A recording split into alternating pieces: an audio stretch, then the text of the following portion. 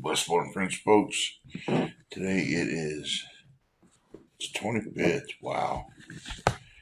So, without further ado, let's dive into the Boatman's book. This is protective wisdom. Notice in God's direction, there's protection. There's everything, but there's always protection. Victory. Time is short, eternity is long. It is only reasonable that this short life be lived in the light of eternity. That's a quote from Charles Spurgeon. That's pretty good. When Proverbs 4 and 6, do not forsake wisdom, and she will protect you. Love her, and she will watch over you. Yes, I think there's another proverb that says, wear wisdom like a necklace as well. In word, godly wisdom protects. This verse is clear. But from what does it protect us? Disease? Calamity?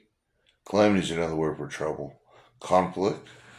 Perhaps, not always. Sometimes these are the results of unwise choices. Most of all, godly wisdom protects us from the self-inflicted disaster of superficial decisions and keeps us from sacrificing ourselves in the deity of self-will, making an idol out of what we want and being selfish, really.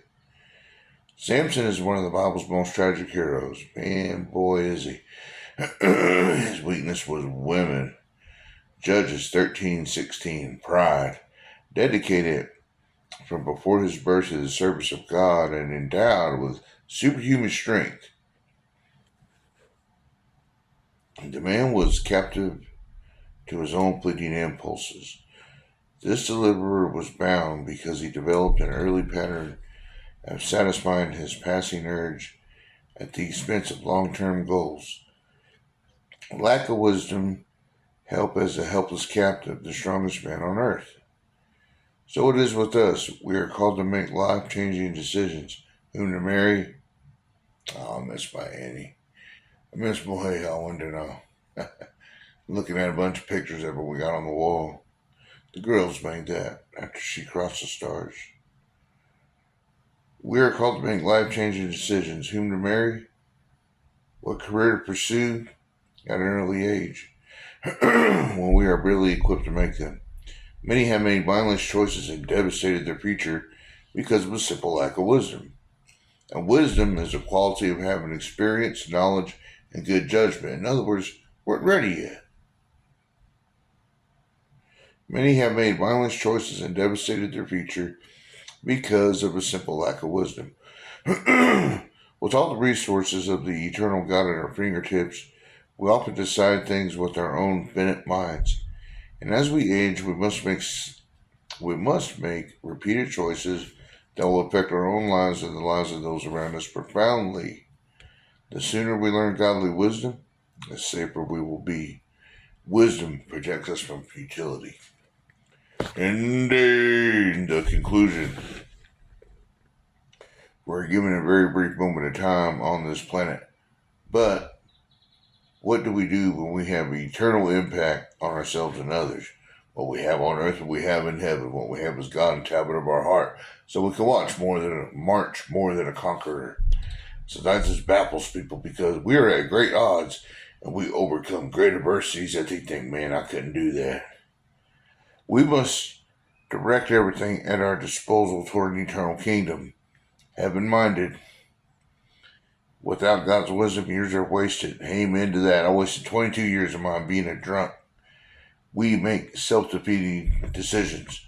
We squander opportunities to serve God and bear eternal fruit. Why should we never forsake wisdom? It's a matter of self-defense. It protects us from a world of evil, and it protects us from ourselves. Yes, and then we're no longer a selfish person. January 5th, 2008, when I got on my knees and I gave my drinks to the Lord, my drugs to the Lord, my loneliness, and I asked the Lord, give me something to do.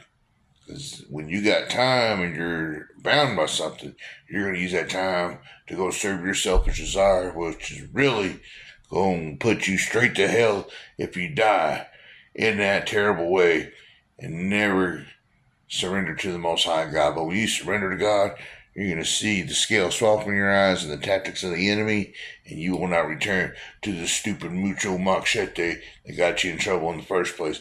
As a fool repeats his foolishness, dog returns to its vomit. I think dogs are stupid because them idiots will eat their vomit, eat their queetop, throw up, and do it all over again. It's drugs and alcohol. But when you know God, you won't eat your muchty no more. You won't eat your words. You'll say pleasant words coming from History of Life and tap it up your heart so people are edified or challenged to know his way higher than ours. Neo way, one she. I want to thank y'all for watching these videos because most don't and most won't.